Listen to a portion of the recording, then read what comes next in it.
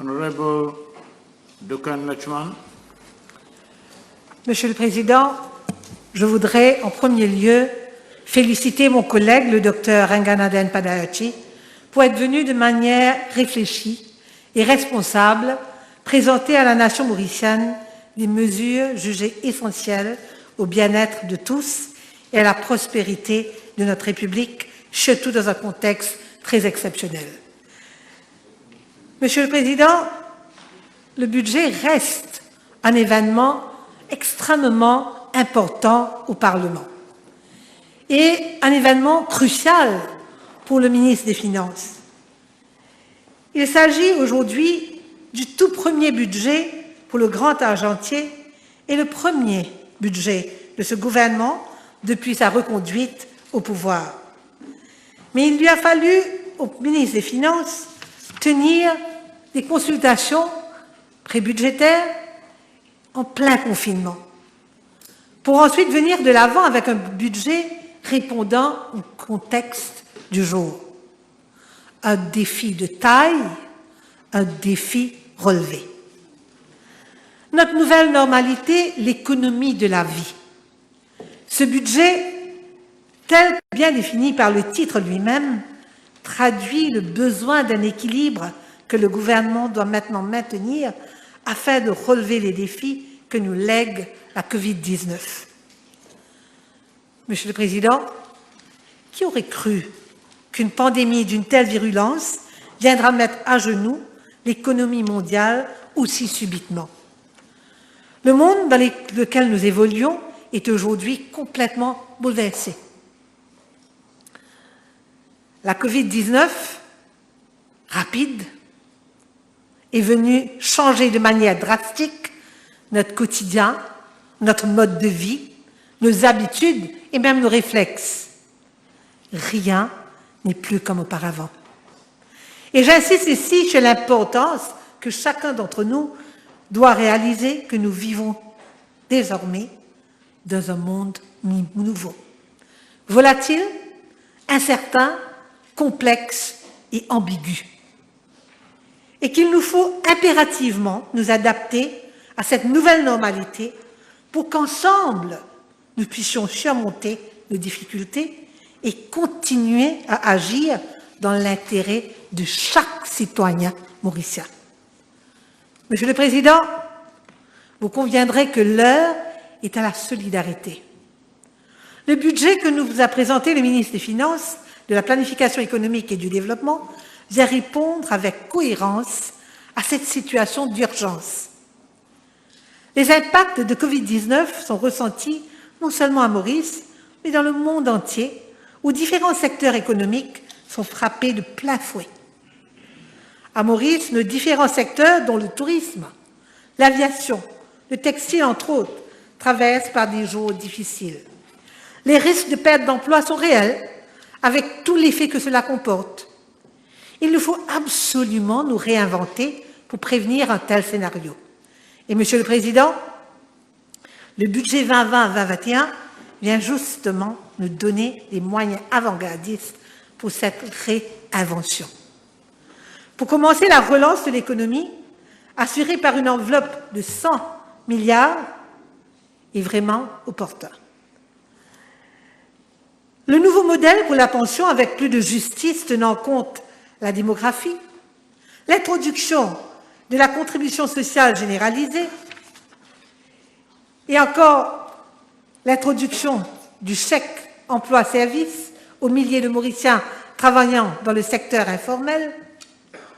Monsieur le Président, le gouvernement est venu de l'avant et de manière courageuse avec un régime fiscal plus équitable pour une meilleure distribution de richesses. Quelques 55 000 ménages à revenus moyens verront soit une réduction ou même ne paieront pas d'impôts sur leurs revenus. Monsieur le Président, l'honorable Madame Navarre-Marie nous a dit qu'il fallait un budget humanisme. Ce budget vient non seulement donner les moyens à tout un chacun pour surmonter les difficultés entraînées par la Covid-19, mais s'aligne aussi à la continuité de la vision du gouvernement de répondre aux besoins des concitoyens et surtout l'aspect social. Monsieur le Président, un montant de 12 milliards de roupies sera consacré à la construction de 12 000 logements sociaux à travers le pays. Je crois que le ministre du Logement a clairement démontré quelle était l'action du gouvernement. Très posément, il a expliqué à l'Assemblée quelles ont été les mesures prises et comment les personnes qui se sont trouvées en difficulté dans qu'on appelle les squatters, comment il a essayé de les accompagner, de les encadrer avec les Educational Social Workers, les psychologues, les officiers du ministère des Arts et avec bien d'autres, la santé, etc., pour s'assurer qu'on leur donne les moyens, qu'on leur donne des facilités et qu'on assure qu'ils ne soient pas délaissés. Les actions prises par ce gouvernement ont toujours été motivées par un sentiment d'aide et d'entraide, de solidarité, surtout pour les plus démunis. Monsieur le Président, le projet de la construction de 12 000 logements s'étalera sur 3 ans et ces logements seront destinés aux familles mauriciennes qui sont dans le besoin. Ce budget fait également la part belle aux jeunes qui voudraient acheter une propriété. Pas de registration duty à payer pour les projets d'appartements ou de maisons. Même pour ceux qui comptent acheter un lopin de terre, ils bénéficieront aussi de l'exemption en tant que first-time buyer. Beaucoup de mesures, Monsieur le Président. Mais c'est bon de souligner aussi que la COVID-19 nous a révélé beaucoup de nos faiblesses. La question de sécurité alimentaire est devenue extrêmement pertinente, non seulement pour la sécurité alimentaire, mais aussi l'autonomie, l'autosuffisance. Et on note avec grande satisfaction les mesures incitatives annoncées par le grand argentier dans le secteur agricole, telles que la mise en place du National Agri-Development Programme pour promouvoir le concept de la ferme à la table, dont l'un des objectifs est de réduire les importations. Monsieur le Président, nous savons clairement que c'est très important à Maurice d'encourager les gens à produire. Et les produits agricoles aussi, on devrait être en mesure de les conserver. Alors la transformation des produits agricoles, la possibilité de donner aux planteurs des capacités de stockage, des capacités pour la transformation de leurs produits. Monsieur le Président, c'est clair que les planteurs ont besoin de ce soutien et le ministère de l'Agro-Industrie pourra les apporter ce soutien. J'habite dans une région où on cultive la terre et bien des fois, les planteurs sont poussés à laisser sur leur champ leurs produits, tout simplement parce que le prix baisse et ils n'arrivent même pas à payer les frais. Et là, si on leur donne les moyens de venir avec des possibilités de conserver les produits, ça pourra nous aider. Pour accroître la production de pommes de terre et d'oignons, nous avons vu aussi la subvention dans l'achat des semences. Monsieur le Président, il y a tellement de mesures dans ce budget qui sont là pour aider. La Banque de développement prévoit un montant de 200 millions pour faciliter à un taux préférentiel de 0,5% pour les femmes entrepreneurs. Et là, je voudrais faire souligner que c'est un pas supplémentaire que l'on franchit. La possibilité pour les femmes entrepreneurs d'emprunter auprès de la DBM sans aucune garantie est déjà là depuis le dernier budget. Monsieur le Président,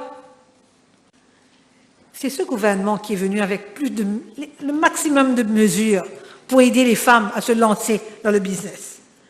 Et je crois que ma collègue, Madame Kounjou, a bien fait ressortir que toutes les mesures prises sont là pour mieux encadrer les femmes entrepreneurs. Elle viendra aussi, si je ne me trompe, avec les assises pour les femmes entrepreneurs. Monsieur le Président, il y a tellement de choses qui se font. Et c'est primordial que nous arrivons à suivre ce qui se passe. J'ai l'impression que très souvent, on ne se rend même pas compte des actions prises par le gouvernement. Monsieur le Président, Covid-19, vous le conviendrez, a porté une pression accrue sur presque tous les secteurs. La santé. Et là, j'ai une pensée spéciale aux frontliners qui ont d'une manière passionnée contribué à contenir le virus sur notre territoire, et un grand bravo pour cela. Et j'imagine qu'on doit aussi se féliciter pour la façon dans laquelle notre service de santé publique a opéré. Bravo au ministre et à tous les officiers, tous les employés de ce secteur. Avec les mesures du présent budget, les services de santé publique connaîtront encore une fois un dynamisme nouveau. Après l'INT Hospital de Vakwa, nous allons avoir un nouvel hôpital spécialisé pour les soins des yeux à Réduit. Il y aura aussi la rentrée en opération d'une unité de transplantation rénale à l'hôpital Jawaharlal Nehru, la construction de l'hôpital universitaire de Flak, mais aussi l'hôpital pour les patients du cancer à Vakwa. Là, il y a aussi quelque chose d'intéressant, les visites médicales à domicile étendues à toute personne alitée ou en situation de handicap, et cela, peu importe l'âge. Monsieur le Président, je voudrais faire ressortir qu'il est devenu impératif qu'on donne un coup d'accélérateur à certains secteurs et la pharmaceutique en étant, et le budget prévoit déjà des investissements importants pour la production des produits pharmaceutiques. Monsieur le Président, permettez-moi maintenant de me tourner vers le secteur de l'éducation. Monsieur le Président, education is what will forge the Mauritius of tomorrow. Ce sont là les mots exacts que le Dr Nganaden Padachi a utilisés et ces mots chapeautent la partie du budget ayant trait à l'éducation. Mr. Speaker, sir, education is and will remain central to all development. COVID-19, Mr. Speaker, sir, has resulted into an exercise in card reshuffling, and none of us should be surprised that it has turned out to be a game changer in its own right. COVID-19 has become the clincher. Indeed, this clinching act has been remarkably felt in education. Had schools not closed, we wouldn't have grasped it and successfully availed of the opportunities that have arisen. Mr. Speaker, I recall reading the Minister of Water and Sanitation of Senegal, Honorable Seringue Mbaye Thiam, who, commenting on the impact of COVID-19, wrote, and I quote, "It will be a question of reinventing ourselves, of conceptualizing new economic models." I believe the same must be said of education. In education, precisely, this is the time for carrying out a balancing act. At a time when there is so much of uncertainty, we have to determine what we can be certain about. What we are certain about is that we have to balance the possibility of a health setback amongst our learners with the necessity for them not to be disconnected from their studies. I know our schools and our learners were hit hard, but we supported them as far as possible, despite the restrictive sanitary measures, such as stay-at-home measures or extended lockdowns. More specifically, Mr. Speaker, sir, the current situation demands a fine balancing act between adjusting to the new normal and not losing out on the gains achieved in our education reform endeavors so far. Mr. Speaker, sir, we in education have decided to be on the right side of history. However charged and changed the COVID-instigated context, we are undeviating from the fundamental principles that are a bedrock of our education agenda. Les maîtres mots ont toujours été et restent inclusiveness, equity, and quality. COVID-19 has now added a new pillar, resilience. Rest assured that we are never going to renege on any of these four thrust areas. In fact, Mr. Speaker, this budget gives us the means to live up to the expectations imposed by these mainstays. Let us take first the booster being given in this budget to facilitate e-learning as a factor for resilience. We know that globally, COVID-19 has brought to the forefront a heavy reliance on digital platforms, radio and TV educational programs to make up for school closures and ensure the continuity of learning. After all, more than 1.2 billion students have had to bear the brunt of such closures. And suddenly, the message rang out loud and clear: learning today can no more be seen as just a same time, same place activity. This explains, Mr. Speaker, sir, the attraction for the blended or hybrid learning, a mix of face-to-face teaching with online learning. Should we be surprised, therefore, when the University of Mauritius has already announced its intention to deliver 50% of its program through the blended mode as from academic year 2020-2021. E-learning, Mr. Speaker, sir, has now to be seeded in the furrows of the education system. And this, Mr. Speaker, sir, is the new normal in education. Our reliance on TV and online programs filled an important gap. We know things were not perfect. There were some teething problems. However, the fact that teachers came forward voluntarily and committed themselves to the provision and delivery of programs is praiseworthy. We all realized, Mr. Speaker, sir, the importance for learners to stay connected to their studies, to ensure learning continuity. On parle ici, Monsieur le Président, de la continuité pédagogique. Cette continuité est cruciale pour éviter que nos apprenants ne se sentent livrés à eux-mêmes, complètement délaissés. Ce qui aurait eu un impact chez l'apprenant et qui, nous le craignons, aurait mené à un décrochage accéléré ou encore une rupture de la vie scolaire. Mr. Speaker, sir, contrary to popular thinking, the digital era in education has also given rise to a redefinition of the role of teachers. During the confinement period, it was evident that teachers had to use pedagogical approaches different from those used during the face-to-face teaching. It was certainly not easy an adaptation, but it was done successfully.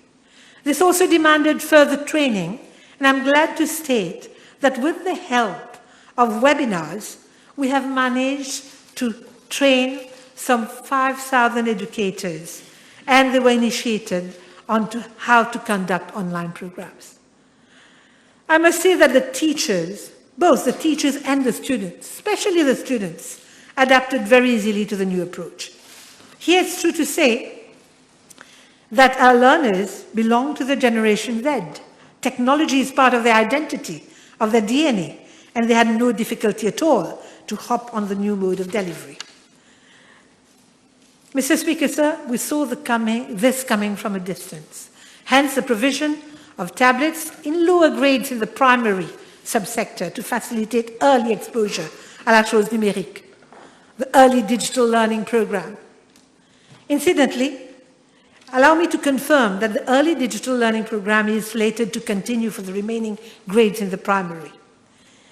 We also had the foresight to set up the student support platform in 2018, a platform that has so well been supporting learners of grades 7 to 9 during the confinement period. And now it is time to seize the opportunity to make a leap forward for real integration and embedding of online learning in the system, Mr. Speaker, sir. I'm happy that the budget has announced the development of a national e-learning platform to connect educators of secondary schools with their students.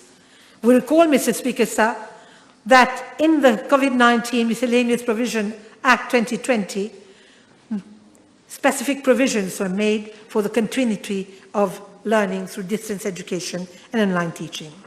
Allow me, Mr. Speaker, sir, here to state clearly that by no means are we saying that online teaching will replace the face-to-face contact that we have at school.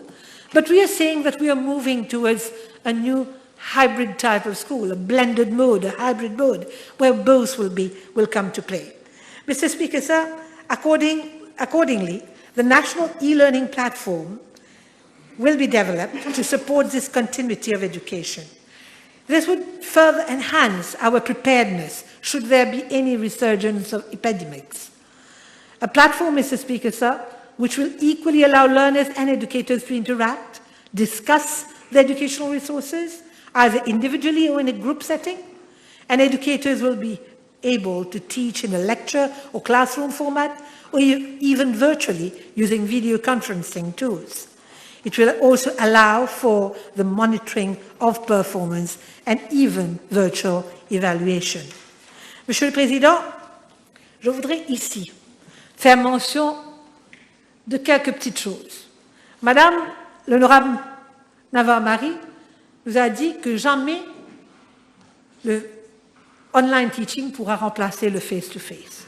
Je viens de souligner que le rôle du professeur, de l'enseignant, va changer avec cette nouvelle mode d'instruction. Ce ne sera plus the sage on the stage, comme on dit, ce sera l'accompagnateur, celui qui va être là avec l'élève, le mentor. Et le rôle du professeur deviendra encore plus important. Madame Navarre-Marie avait aussi fait mention du fait que certains élèves n'avaient peut-être pas pu avoir accès au online teaching. Certes, nous sommes au courant, mais c'est important aussi de noter que le budget fait provision pour assurer que ces jeunes reçoivent des tablettes à travers le ministère de l'Intégration sociale, et aussi la Mauritius Telecom est en train de connecter les maisons, les households, qui sont sur le SRM. Plus de 5000 maisons ont déjà été connectées. Alors, il y a une mouvance. Nous sommes en train d'essayer de trouver les moyens pour combler le gap qui est là. Mais c'est aussi important de mentionner, puisque je parle là du online teaching. J'avais écouté avec attention les propos de l'honorable Ganga Prasad, qui disait qu'il était offusqué de voir que le ministère de l'Éducation avait pris des mesures, avait rappelé à l'ordre un enseignant qui, derrière le bouclier de trade unioniste, s'était permis d'empêcher les professeurs de faire le online teaching. Il s'est permis de passer un message sur les réseaux sociaux pour demander aux professeurs de ne pas le faire dans un moment aussi difficile où l'importance aux élèves de rester connectés avec leurs études était primordiale. Là, M. Ganga Prasad, qui a été lui-même un recteur de collège, se permet de venir dire qu'on devrait laisser une personne agir de cette manière en toute impunité. Monsieur le Président, je trouve ça choquant. Venant d'une personne qui vient dire qu'il a à cœur le secteur éducatif, d'une personne qui a été lui-même enseignant, d'une personne qui a été lui-même recteur de collège, il trouve normal qu'on se croise les bras et qu'on laisse agir quelqu'un de cette façon? Monsieur le Président, je l'ai dit au départ, le moment est un moment où il nous faut être solidaires et responsables. Le monsieur en question, je ne voulais pas mentionner le nom, mais puisque l'honorable Ganga Prasad l'a dit, le cher monsieur Mitois est loin d'être le Mitois de ses élèves, parce qu'il a tout fait pour les déconnecter. Monsieur le Président, il y a des choses que nous devons garder en tête. Quand on est honorable membre de l'Assemblée, ou quand on est éducateur, et en plus, recteur de collège, nous avons certaines responsabilités, surtout vis-à-vis de nos élèves, vis-à-vis des apprenants. Monsieur le Président, puisque je suis là, laissez-moi répondre à quelques autres points qu'il a fait ressortir. Monsieur Ganga Prasad nous a dit aussi que, l'honorable Ganga Prasad nous a dit aussi qu'on n'a rien fait pour l'éducation à la sexualité. Il doit revoir sa copie. Si on a à cœur le secteur éducatif, il faut suivre ce qui se passe dans ce secteur. Depuis 2016, nous avons formé les professeurs et l'éducation à la sexualité a été introduite dans nos écoles. Nous avons travaillé avec l'Institut Cardinal Margéo pour pouvoir venir avec ce programme et l'introduire dans nos écoles. Alors, vaut mieux ne pas venir nous raconter des histoires. Venir dire que le secteur SEN, Special Education Needs, n'a pas été considéré, mais c'est ne pas connaître le secteur. Nous avons déjà un budget de 138 millions pour les ONG. En plus, nous sommes venus avec, comme l'a si bien mentionné l'honorable Nava-Marie, cette dotation de 100 000 par école. Et bien sûr, nous sommes en train de travailler avec le ministère de Industrial Relations, Labour, pour voir de l'emploi, pour voir s'ils peuvent être considérés sur le prochain OBI. Monsieur le Président, il faudrait que les gens réagissent d'une façon claire et nette. On ne peut pas venir dire n'importe quoi. Monsieur Gangapasad a parlé de beaucoup de choses, des examens, comment est-ce qu'on va faire la distanciation sociale à l'école. Tout cela, nous avons pris en compte. Le port du masque, c'est simplement pour la protection de nos enfants. Nous sommes tous conscients que les très petits ne pourront peut-être pas, au pré-primaire, on ne pourra peut-être pas le faire. Mais, bien sûr, c'est une protection. Ce n'est pas de gaieté du cœur qu'on demande aux élèves de rester en classe. Mais nous avons donné aussi l'autonomie aux écoles de voir comment, si le professeur est là, qu'ils puissent faire sortir les élèves pour quelques minutes, bien sûr, dégourdir les jambes. Tout cela, c'est compris. Mais il nous fallait, dans un moment critique, durant la crise, venir avec des mesures pour protéger nos enfants. Nous avions deux choses en tête, protection des enfants et d'autre part, la continuité pédagogique. On a agi en tant que responsable, en tant que gens réfléchis. Mais je dois aussi dire quelque chose. Peut-être que les gens ne se rendent pas compte à Maurice. Les problèmes dont nous avons fait face avec le online teaching, avec les programmes à la télévision et à la radio, sont des problèmes qui ont été que des pays à travers le monde ont fait face. En France, par exemple, il y a eu des enfants qui ont dû marcher des kilomètres avant de pouvoir faire scanneriser une feuille et ensuite envoyer aux professeurs ou aux élèves. Alors, nous avons des problèmes, certes, mais nous ne sommes pas les seuls au monde ayant ces problèmes. Il va falloir trouver des solutions. Nous ne disons pas que tout était parfait, mais il fallait quand même venir avec des mesures rapidement afin d'aider nos enfants. Et c'est pour cela que j'aimerais aujourd'hui dire merci et bravo à tous ces enseignants qui, malgré le confinement, eux, ont agi en tant que responsables, ont fait les online courseuses. Certains se sont déplacés pour aller à l'Open University, malgré le confinement, pour enregistrer les programmes. Bien sûr, il nous faut réaliser que toutes ces choses ne se font pas comme ça. Il faut réfléchir, il faut trouver les moyens, il faut agir.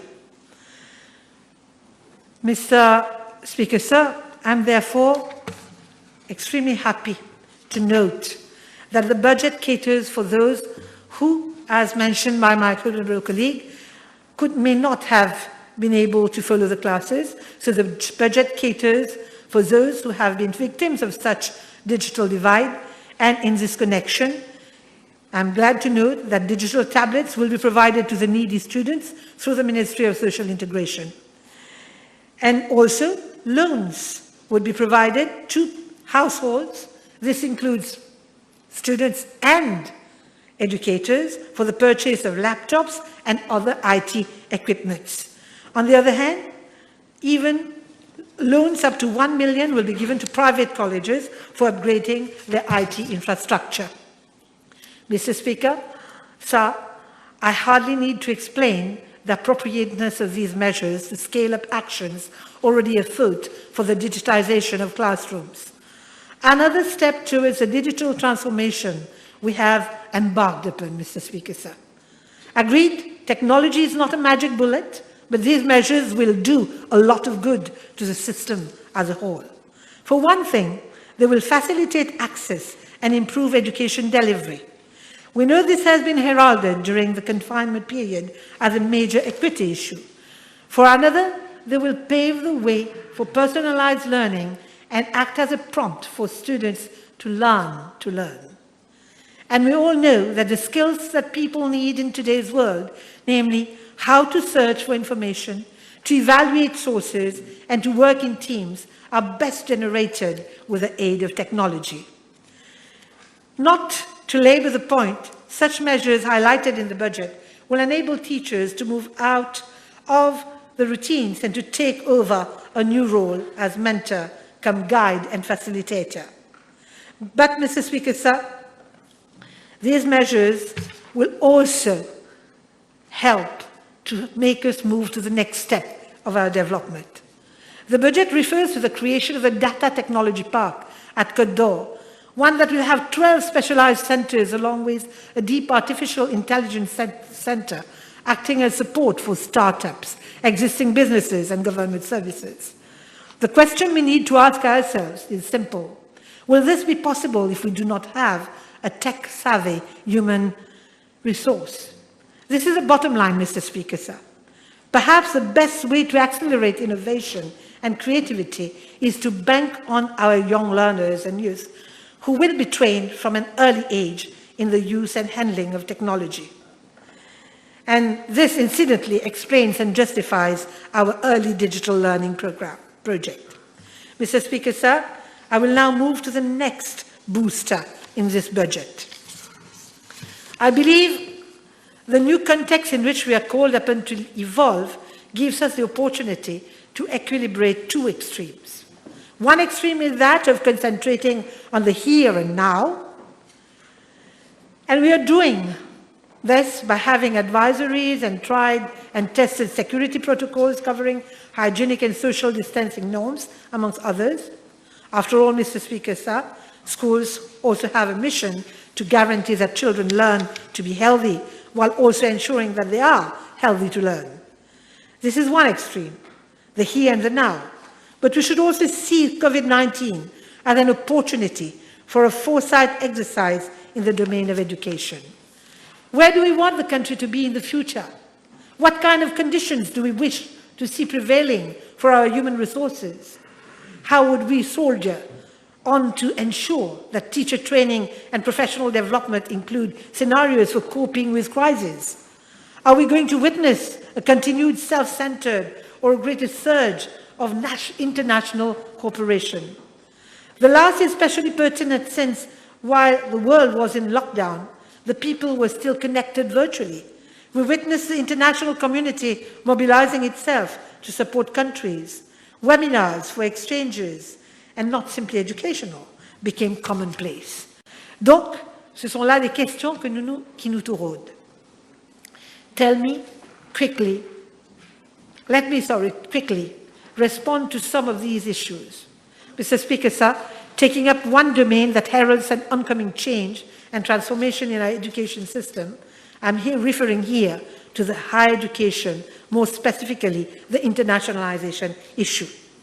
Monsieur le Président, j'ai entendu plusieurs personnes venir dire que la mobilité des étudiants sera sévèrement affectée. Très vrai, par la pandémie. It has been averred that fewer students would wish to travel internationally for study purposes.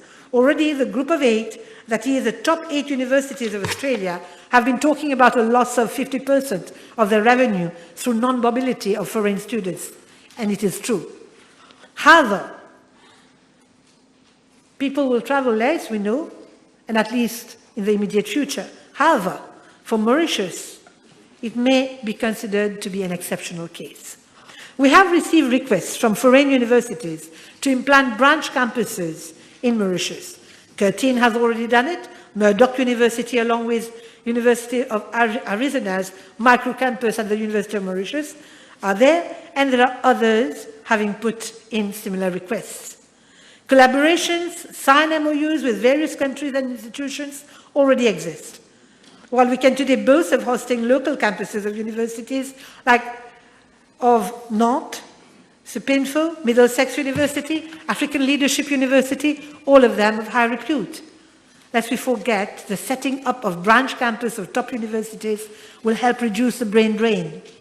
True, branch campuses as international tools are associated with high investment, but there are potentially huge benefits as well. So let's get it right.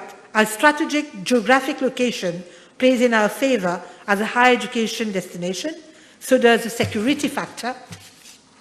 And let us then turn that into a major opportunity. According to the report of the Business of Education in Africa that was launched at the World Economic Forum meeting in South Africa, by 2035, the number of Africans joining the workforce will exceed that of the rest of the world combined. This spells tremendous opportunity for Mauritius to play its role as a knowledge hub in the region. Mr. Speaker, sir, the facilities announced in the budget comes in timelessly. These will incentivize reputed universities to come over. Those renowned and reputed universities will secure a tax holiday for the first 8 years of operation and will be exempted from tax on IT and IT-related materials. Obviously, my ministry, Mr. Speaker, sir, will be working closely with EDB and the Higher Education Commission in the implementation of the internationalization strategy. Obviously, too, there will be conditions and safeguards. Mr. Speaker, sir, top universities will be encouraged to offer programs which are relevant and to address scarcity fields to support the socio-economic development of the country. AI, public health, blue economy, sustainable development programs in agriculture, etc. We'll have to collaborate with mutual benefits with our public universities to share their know-how and capacity. Joint programs will be considered.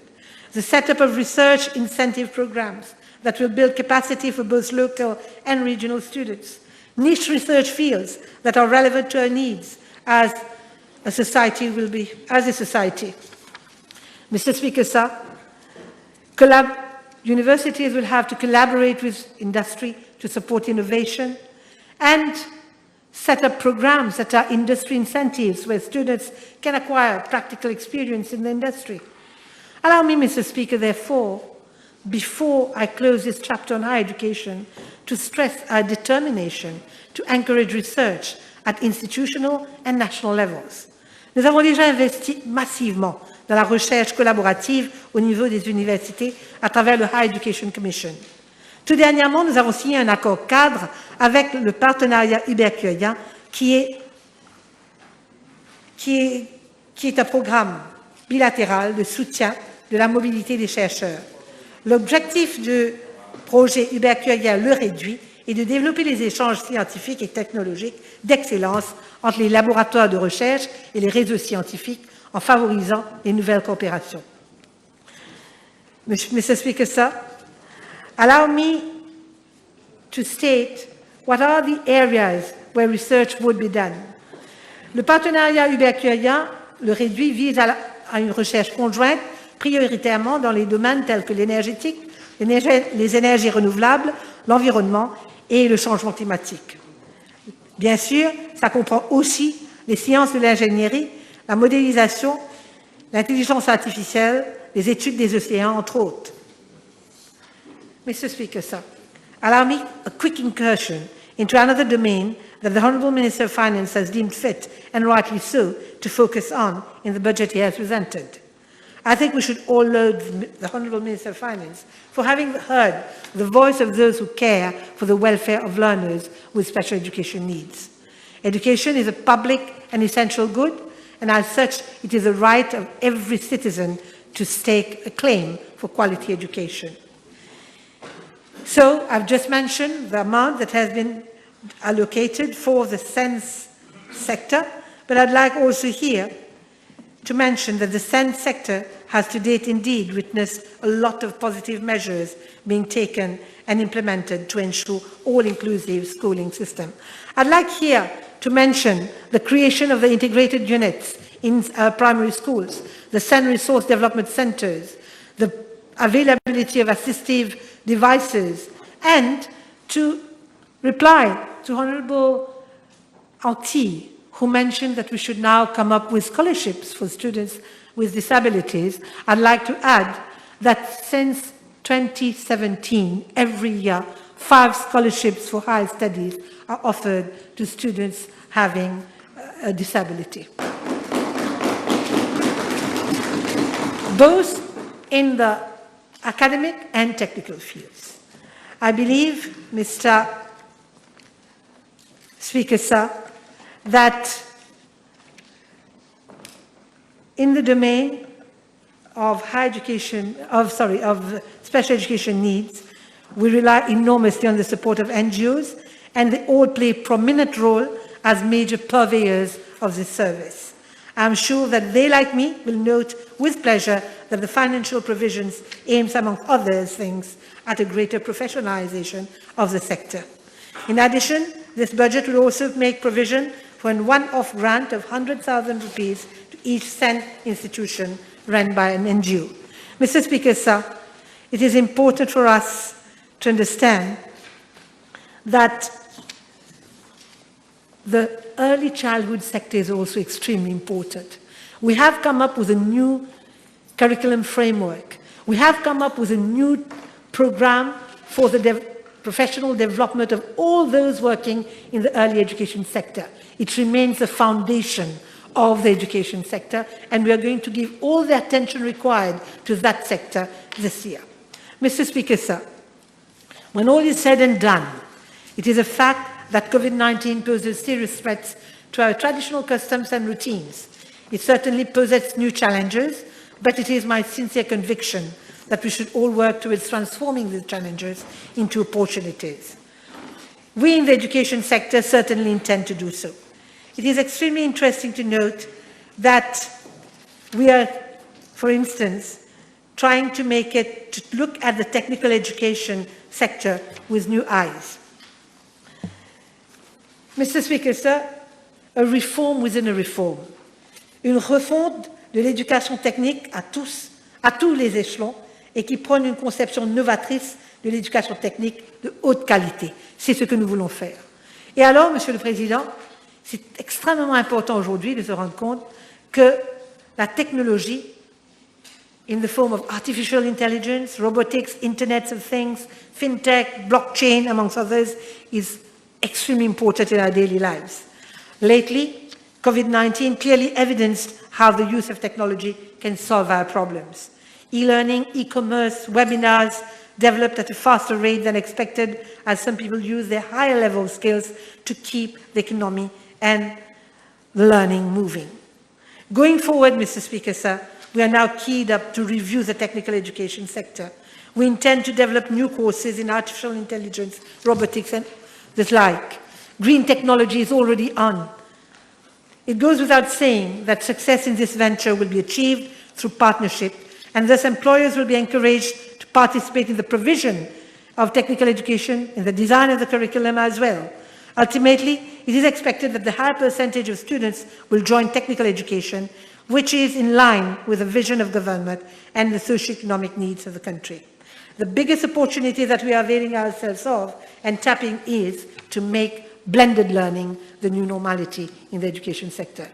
As I said earlier, Mr. Speaker, sir, when we talk about e-learning, when we talk about, technical education, we're talking about a new mode, a new way of addressing technical education.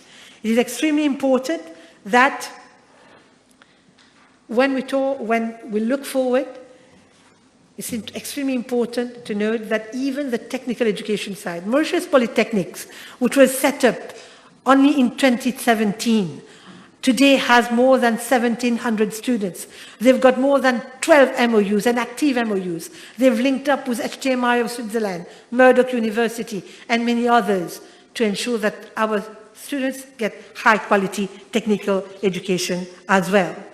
Mr. Speaker, sir, I'd like to state one thing more. We have been talking a lot about e-learning, about e-education, but we are planning in the near future to come up with a pilot project where a number of schools, selected schools, will be given, where students will be given the opportunity to have a blended mode of teaching with e-learning as well as face-to-face learning. So all this is coming in the future. Mr. Speaker, sir, we've got so much to do in that sector. Monsieur le Président, pour conclure, je voudrais inviter nos parlementaires, ceux de l'opposition comme ceux de chez nous, de démontrer la solidarité. Les parlementaires de l'opposition, je leur demanderai de se ressaisir. Covid-19 est venu nous démontrer que chaque brin de solidarité compte. Les propos irréfléchis de certains membres de l'opposition, malheureusement, démontre une ignorance totale de la réalité dans laquelle nous vivons tous aujourd'hui. En tant qu'élu, il est du devoir sacré de chacun d'entre nous de servir le peuple de manière responsable et respectueuse. Et c'est absolument ce principe qui guide le gouvernement dirigé par le Premier ministre, l'honorable Pravin Kumar Jugnauth. Le respect doit être mutuel. Pourquoi le dis-je? C'est tout simplement dû aux propos de certains qui ne réalisent pas le tort qu'ils font à notre tissu social en tenant un langage quelquefois indigne. Monsieur le Président, le gouvernement reste déterminé à mener la République de Maurice vers une nouvelle phase de développement. Le Covid-19, certes, est venu nous freiner dans cet élan, mais ce n'est pas pour autant qu'on renoncera à réaliser notre vision pour la République. Monsieur le Président, vous savez ce que les gens disent out there? Ils disent qu'heureusement que c'est ce gouvernement, sous le leadership de Pravin Jugnauth, qui a eu à gérer les affaires de ce pays pendant les moments éprouvants de la crise Covid-19. Ils disent qu'on n'ose même pas imaginer ce qui serait passé si c'était un gouvernement rouge aux affaires. Sans les mesures prises ces 5 dernières années, le pays aurait été à genoux aujourd'hui avec ce que nous a légué le régime d'avant 2014. On se réjouit d'avoir pris des mesures avant-gardistes qui nous ont permis d'être plus résilients. Depuis 2015, le pays a connu des développements majeurs. Métro Express, on n'oublie pas notre combat pour la souveraineté chez les Chagos, le processus de décolonisation se poursuivra bel et bien. Notre détermination pour préserver notre dignité et celle de tous les citoyens reste plus que jamais inébranlable. Le budget 2020 nous donne les ressources nécessaires afin d'entamer l'avenir de manière plus sereine. Et je suis certaine qu'on réussira bien là où d'autres ont échoué. Et on va continuer à travailler pour le bien de ce pays. Ce gouvernement, Monsieur le Président, est déterminé d'amener l'île Maurice à un autre niveau, beaucoup plus élevé, où chaque Mauricien se sentira bien dans sa peau, où chaque Mauricien se sentira heureux. Merci, Monsieur le Président, pour votre attention.